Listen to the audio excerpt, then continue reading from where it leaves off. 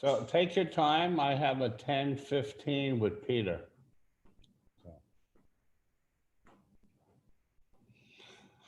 All my girls going off to school now.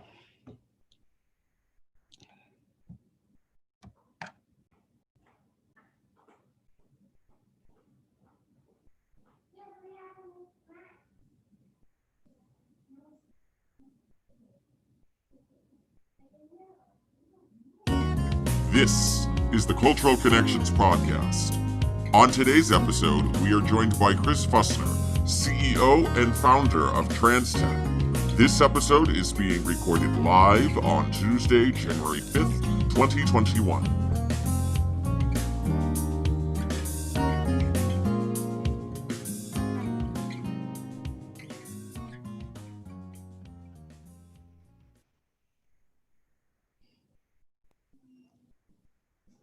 Alrighty, good evening, everyone. Hello, and welcome to the Cultural Connections Podcast. My name is Brian Ives, and I am the producer and host of the Cultural Connections Podcast. Before I introduce our guests this evening, I want to remind our viewers that we are recording this episode live on Tuesday. Sorry about that. On Tuesday, January 5th. We are recording this episode live on Tuesday, January 5th, 2021. And we are actually excited to announce that we are not just doing really one episode this evening. After this podcast tonight, stay with us live starting at 8 o'clock as we're going to have live coverage of the Georgia Senate runoff elections. We're going to be looking at all the results as they come in starting live at 8 o'clock. So that begins at 8.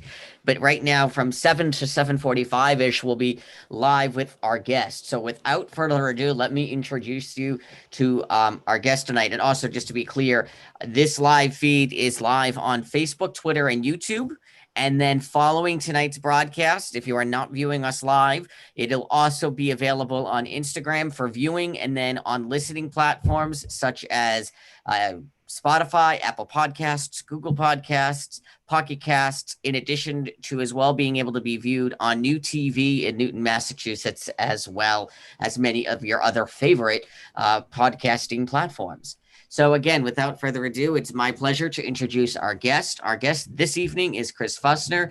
Chris is the CEO and founder of TransTech Corporation based out of Singapore. The TransTech is a major distributor of surface mount technology and semiconductor equipment. Thank you, Chris, for joining me today. Hello, greetings and good morning from Singapore. It's now 8:06 in the morning here, so ready to go. Singapore is a great place to be. They're doing a great job with COVID-19. The community cases are next to zero, and there's quote unquote imported cases, people that have been returning from overseas, which are quarantined, as I was.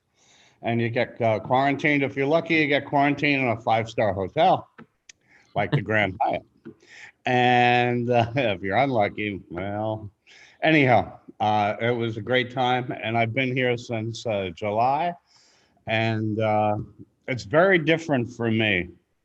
Usually every 2 weeks, I'm on a plane going somewhere doing something, either for work or for my work with the Republican Party, or for fun or scuba diving or whatever, but it's no plane rides. So we've all learned to adapt. I go to a personal trainer 3 times a week.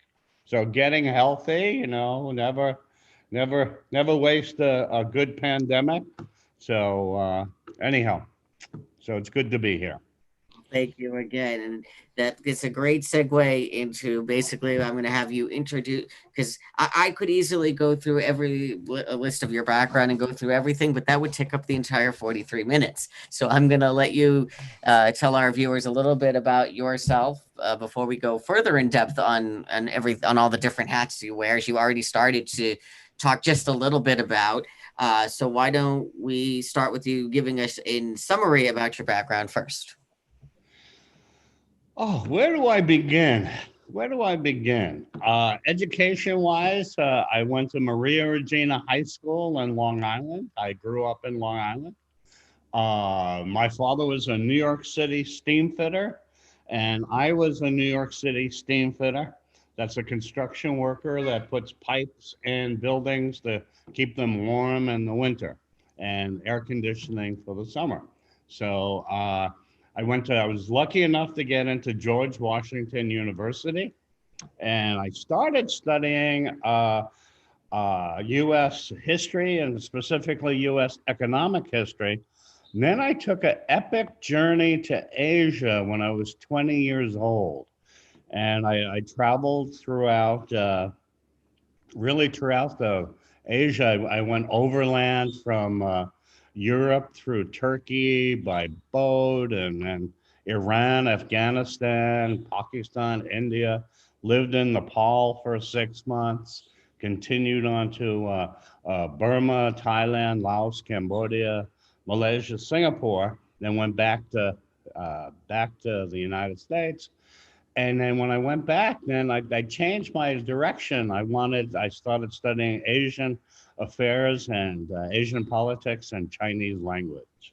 So, and then from there, I took another strange turn. I tried to get a job working in economic development in Asia. But what happened is I got a job with Catholic Relief Services in West Africa in Ouagadougou, Burkina Faso, during a famine.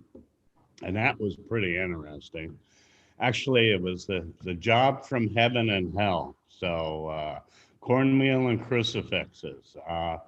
So I was there a year and a half, and then I took another great uh, journey, and I went from sub-Saharan Africa and crossed Burkina Faso, Niger, and crossed the Sahara Desert into Algeria and Tunisia, and went to Egypt, and then again back again. So that was another great journey. My mother blames it on me reading National Geographic magazines. Read too many National Geographic magazines. Very interesting. Well, I just want to also remind our viewers that before we do go any further, again, that we are recording this live on Tuesday, January 5th in the evening here in the Boston area, obviously. If you're watching overseas in the Singapore area, then that's Wednesday morning for you. But as a reminder that this is live on Facebook, Twitter, and YouTube, I am monitoring here next to me on my phone. I'm going to try to alternate between the different live feeds, Facebook, Twitter, and YouTube. Right now, I'm here on Facebook. So anyone that has a question that you'd like answered, right now I'm looking at Facebook. So if you are looking at the Facebook page, feel free to comment below with any questions you may have, and you may hear your questions answered. And if you're on Twitter or you're on YouTube, feel free to ask your questions below over there as well, as we would love to. We will definitely do our best to answer them. And again, I'll alternate between all of our three platforms throughout the broadcast so that we can get your questions answered if you have any. So without the next question here then is, which is I think your main big thing, and that is your company that you've started and founded, TransTech. Can you tell our viewers a little bit more about this company? Give us a background on it, why you started it, and how it all came to be. Sure. It was 33 years ago, and I sort of wanted to start my own company. So I did it with a number of partners, and I started in Taiwan and in Singapore. And it was to distribute electronic manufacturing machinery, etc. Oh, if you hear birds chirping in the background, my daughter has two birds, so they're in the cage talking to each other. So I don't know what they're saying.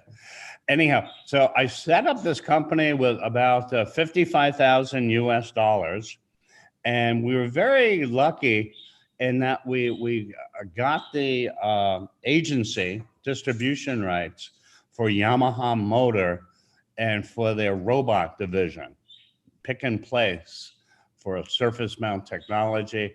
And we also got Heller Industries for reflow ovens and a few other projects very quickly. And then quickly opened, we had an office here, and then we had people in Malaysia and Thailand. Over the next 2 years, I bought out my Singapore partner and my Taiwan partner. So then I own the company 100% by myself. We then expanded into India, China, and Vietnam. And then 7 years ago, we expanded into US, Canada, and Mexico. Again, Yamaha asked me to help them out in those markets. So as you can see, that's why I'm always on a plane going somewhere, Right. doing something. Of course. So it's been interesting running your own small business. It's not so small. Our top year, we did $120 million in sales. And that's both in Asia and in North America. And that's during the Apple boom. After that, the Apple suppliers sort of had their belly full. Apple slowed down a little bit. So, and then COVID-19. So things have slowed down a bit, but this is not my first slowdown. Sure. First slowdown was Asia crisis in 1989, where the bot just dropped, right through, and Asia was in a huge financial crisis. Next crisis was the dot-com boom, which was boom. And then the year after, in 2000 and 2001, it was the dot-com bust. Then you had the great global recession of '08. And then now, of course, you have the great pandemic.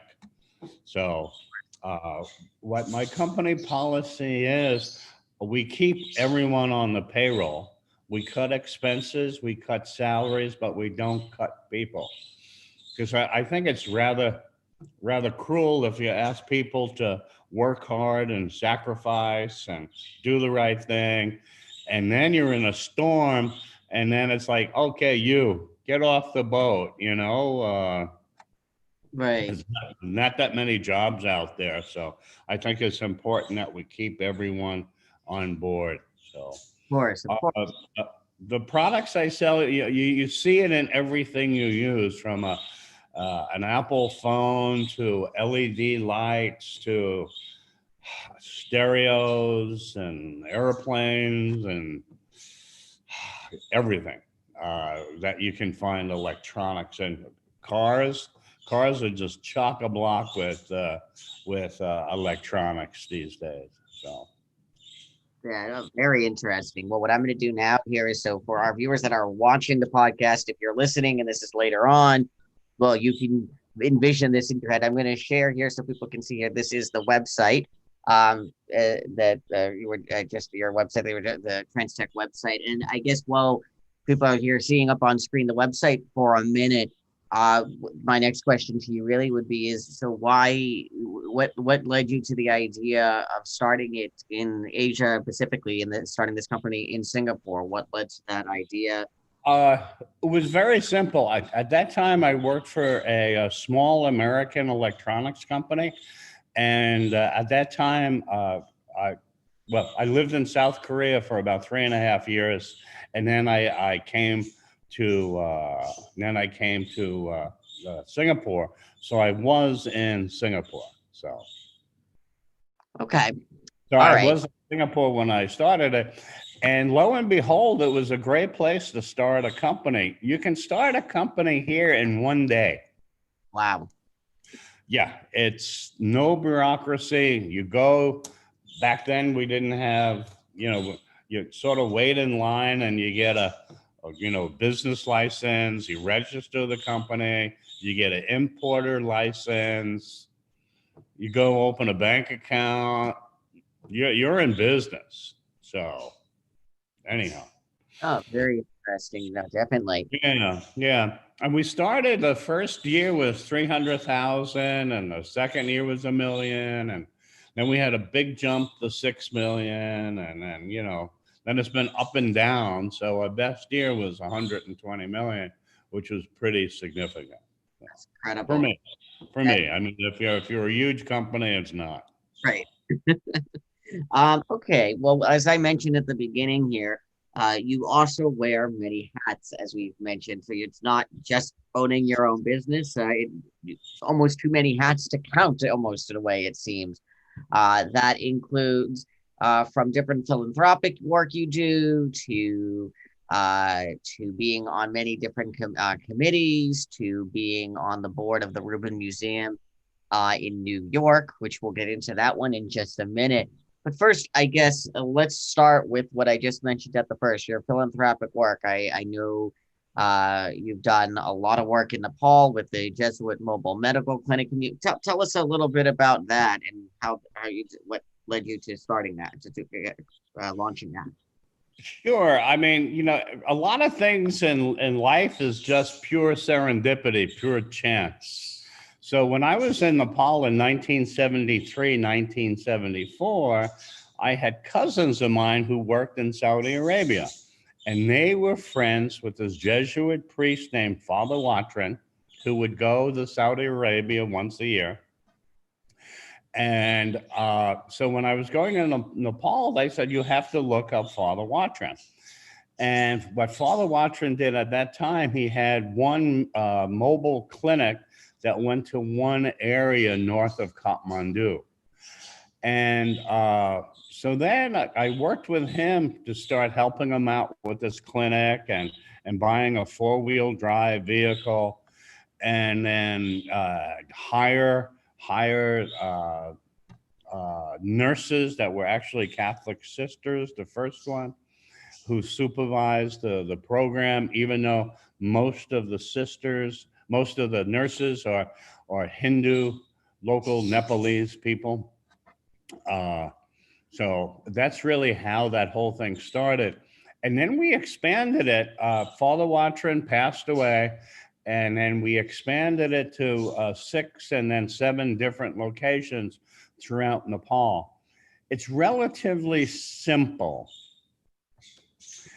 It's every morning a four-wheel drive vehicle leaves a town in Nepal and generally heads north into the mountains on this little road. And if you would, sometimes the road is like it's almost like a goat track. It's barely enough to get a four-wheel drive vehicle in it. And then you go up and then you conduct mobile medical clinics in specific areas. If it's Tuesday, it's one area, another day, it's another area. So anyhow, last year we had 147,000 patient visits in 7 locations. So it reaches out there, and it reaches out to the poorest of the poor. We don't do injectables. We do pills and liquid. Again, it's simple. If we find a specific case, and many times we do, we refer those to district hospitals, but we keep an eye on the case to make sure that they have food and medicine and they're being taken care of, and transportation. So we follow through with the patients. So I usually go there once a year, November, when it's sort of cold out, but tourists have gone, and it's a nice time to go to Nepal. This year, unfortunately, I haven't been there. Right. Of course. Of course. Of course. Okay. Well, moving forward along here, I mean, that's again one of many hats that you seem to be wearing. And I think next, as I started to talk about, you're on many committees, 2 different organizations related to the Republican Party. Can you tell us a little bit about those organizations, your involvement with them, and what led you to getting involved with them, being overseas, obviously in Singapore? Well, the first, I used to be head of Republicans Abroad for 15 years. And then that whole situation changed. But in the meantime, Reince Priebus, who was the former head of the RNC, who was then first White House Chief of Staff, he asked me to be the RNC, Republican National Committee representative to the IDU, International Democrat Union. It's a coalition of center-right political parties around the world, and its members are Conservative Party of UK, Liberal Party of Australia, CSU, CDU of Germany, but also member parties in developing countries such as Mongolia, Sri Lanka, established democracies like in Ghana and in Korea, and then really threatened democracies such as Belarus, etc. So very interesting. Normally we meet twice a year. So we were supposed to have a meeting in April as guest of the Prime Minister of Austria, and also celebrating the 30th year of the party's functioning in Austria. Of course, that was canceled. I was supposed to go to Mongolia to celebrate the 30th year of democracy in Mongolia. That was canceled. And then we had our forum in Washington, D.C., that was changed to be online, but it was interesting moving it online, in that we could have the Prime Minister of Norway, Prime Minister of Greece, Minister of Health from Germany. So we had many people who normally we wouldn't have, just because they would have to take 2 days, a whole week off to go to Washington. So that was a positive, but we missed meeting each other and talking to each other, etc. But it still continued. So hopefully next year, hopefully this year, we can do something, hopefully in Q3. We'll see. Okay. But it's a very interesting group. Sometimes they have political missions. I was involved in a political mission to go to Bangladesh, because I live in Asia, and for me it's easy.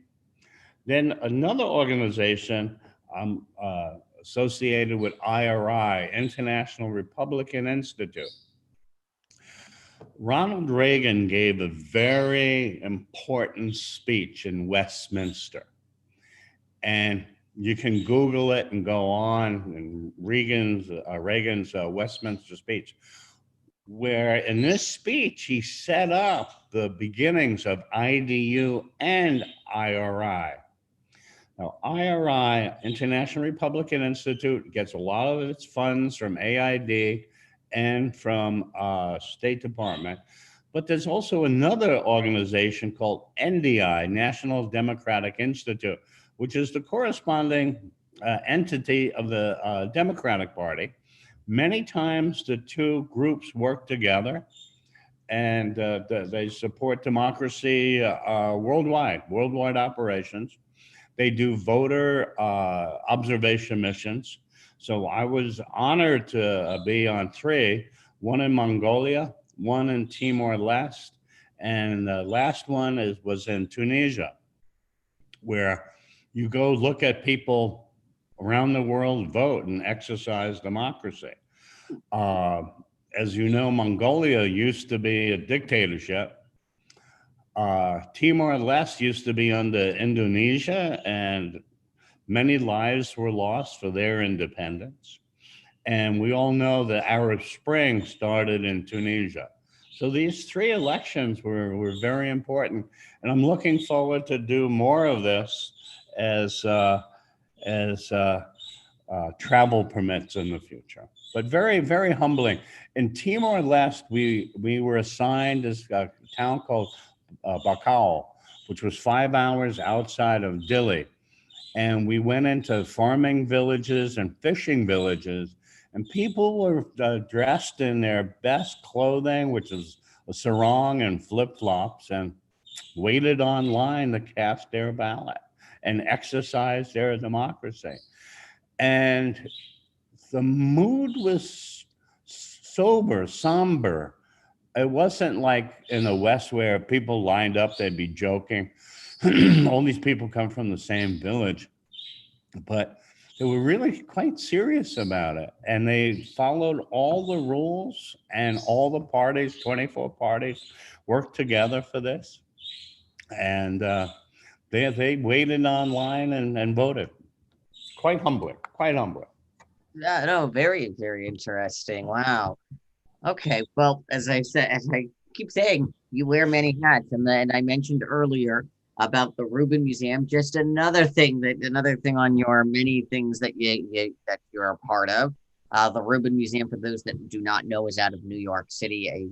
I've had the opportunity to have you give a tour of that museum, a beautiful museum. What led you of choosing so many different museums, I could say, to get involved in? Why choose the Rubin Museum? Why the Rubin? Well, it goes back to Nepal. The Rubin Museum specializes in Himalayan art. So this is art from Tibet, Nepal, Ladakh, Bhutan, and the first time I went there, I went, wow, this museum is like for me. And I felt very personally connected to the museum. So then I started contributing and going to fundraising. And of course, I was asked to be on their board of trustees. And there we go.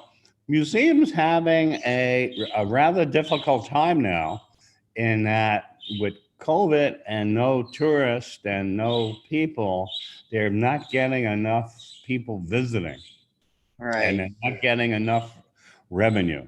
So they've had to have some layoffs and other things there, and trying to balance their budget and go through there. But as far as possible, they're trying to be active online. And it's pretty interesting, but I still like going to the museum. It's on the 17th Street and 10th Avenue, and it's in the Barney's old building. So you have a beautiful staircase that goes up. So I always go to the top floor and then come down. But it's just a fantastic museum. So hopefully they can persevere and move on this year, and make it through these very difficult times. But it's not just the Rubin that's having a problem. It's all the museums all around the world, because many of the museums, they depend on visitors, contributions, gala events, etc. So very interesting. And I mean, again, as our viewers that are watching this right now, if you're watching this, whether it's live here on Facebook, Twitter, or YouTube, or later on, if you're watching the rebroadcast on Instagram, you're seeing the website of the Rubin Museum, definitely in New York City, a definitely worthwhile museum, one of the many probably hidden treasures out of the Big Apple in New York City. Definitely worthwhile to check out. Moving forward here, thinking about this, if you had not founded your own TransTech, your own company, what do you think you would be doing today? wow, that is a very good probing question.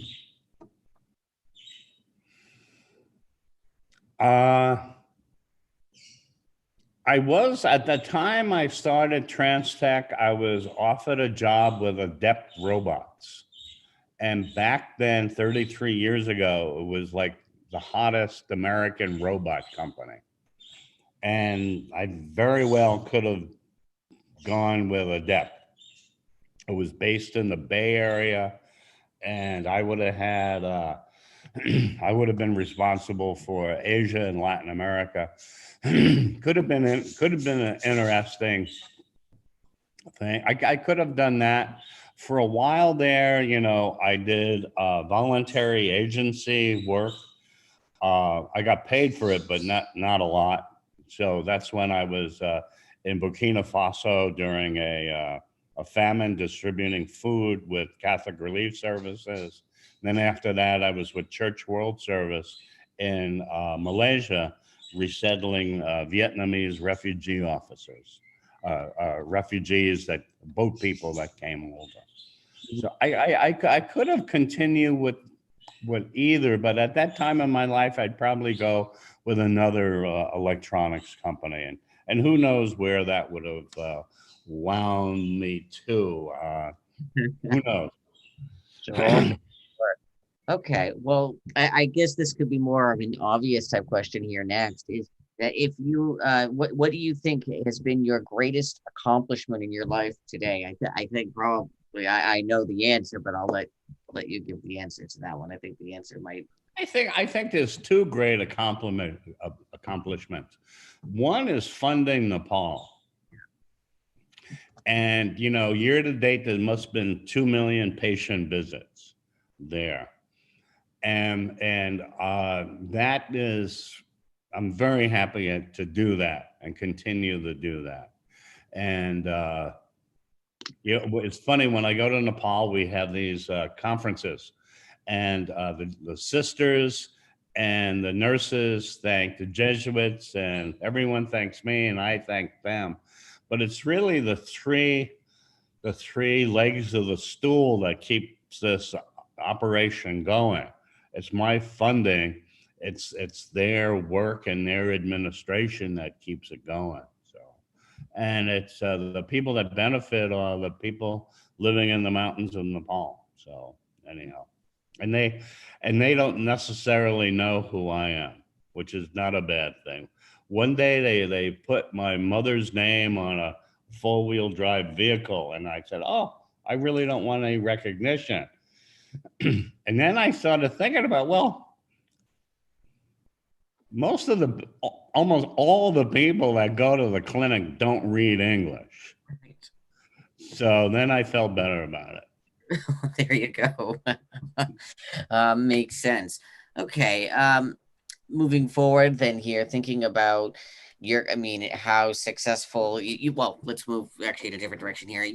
You've also had the opportunity practically to travel the whole world. If you're to think about the places you've been, and you've been a lot of places, what would be some of your favorite locations that you've been to around the globe? Wow. Okay. I have a place in Jackson Hole, Wyoming, and that's really a very favorite place for me that I know well. Skiing, snowshoeing, cross-country skiing, fishing, hiking, being in the Teton Mountains. It's a beautiful, special place. Aside from that, scuba diving in Indonesia has been fun.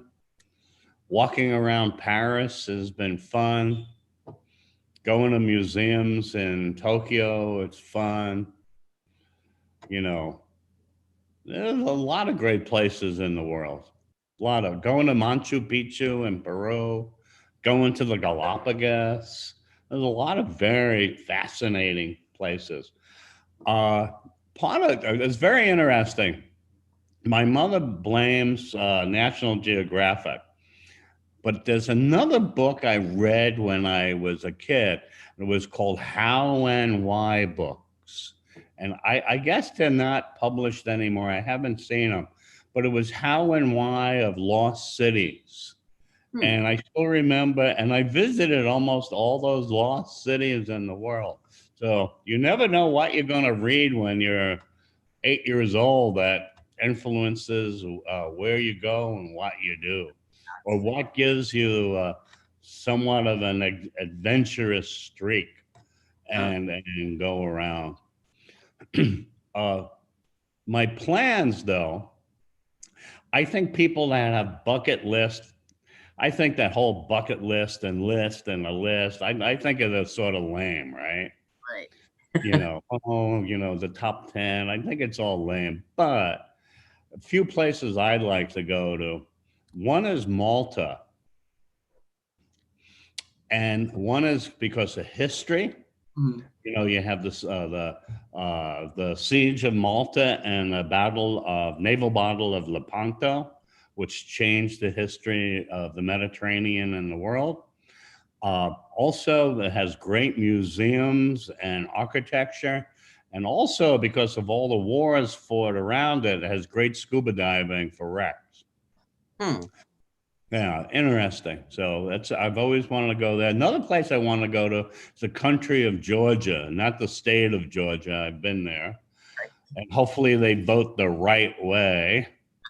And the country of Georgia, I'd like to go there because of politics and just it's a country sort of in a rough neighborhood, I'd have to say. Right. And Georgia and Armenia, and then also the culture that happens there. And then I was supposed to go scuba diving in Raja Ampat, and that in Indonesia, that means five kings. It's five beautiful islands in far eastern Indonesia. So we'll see. All very interesting. Well, with the last few minutes that we have, and I also, again, as I know I've reiterated this a couple of times here throughout the podcast, I want to remind our viewers that are actually watching this right now. We are recording this episode live on Tuesday, January 5th, 2021. And if you are watching this currently, it is live on Facebook, Twitter, and YouTube immediately following this broadcast, or soon thereafter. It will be rebroadcasted on Instagram for viewing, and then available on New TV in Newton, Massachusetts, also for viewing, along for listening, I should say. I'm sorry, for listening actually on New TV in Newton, Massachusetts, and also available on Spotify, Apple Podcasts, Google Podcasts, Pocket Casts, and your other favorite listening platforms. And if you are watching live with us, please feel free. I am monitoring all three of our social media feeds right here on my phone. So if you think I'm looking off to the side here, I am looking down over at my phone to see if anyone does comment anything, and if you do have questions, any of those sources that I just mentioned, feel free to comment on, and I definitely am going back and forth to track. But within our last few minutes here, as we slowly reach our time, one of the questions I think about is, because you obviously have had so far to today a successful career. In your own words, define success. What do you think success means?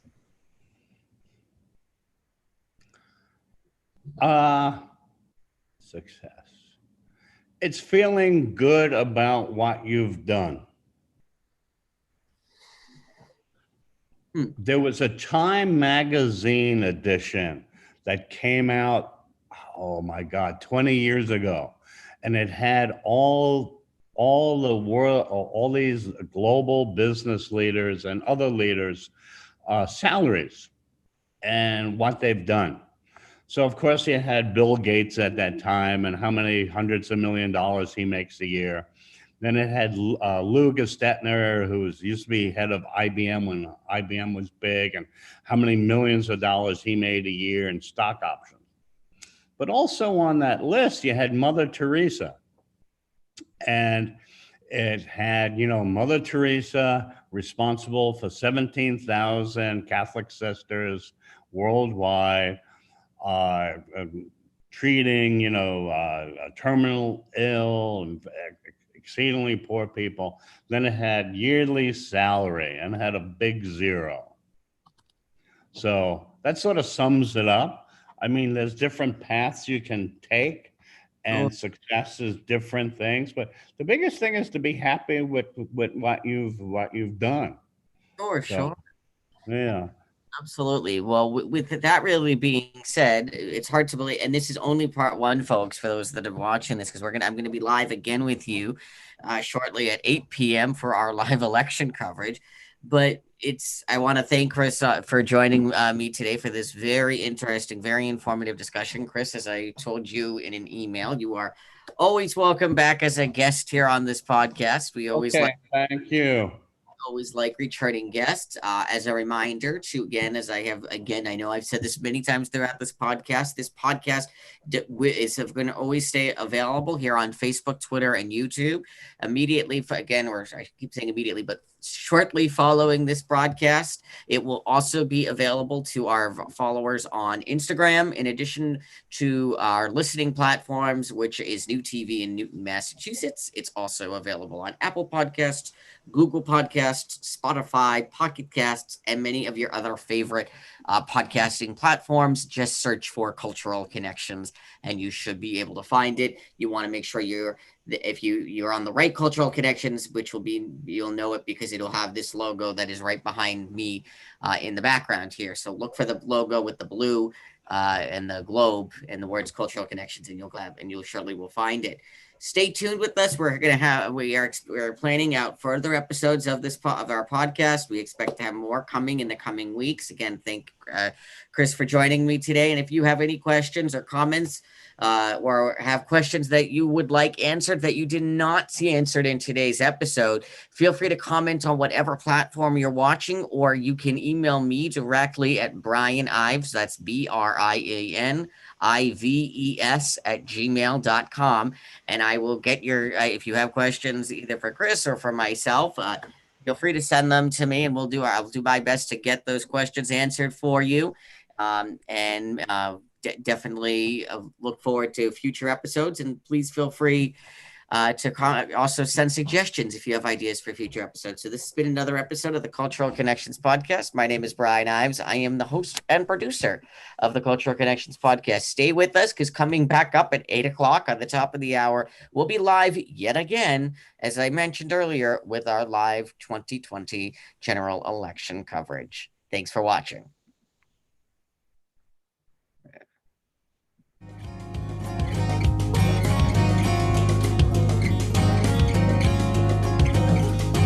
Thank you for watching this episode of the Cultural Connections Podcast. Be sure to check out our social media pages for more information on each of our podcasts. You can find it on Facebook, Twitter, Instagram, and YouTube.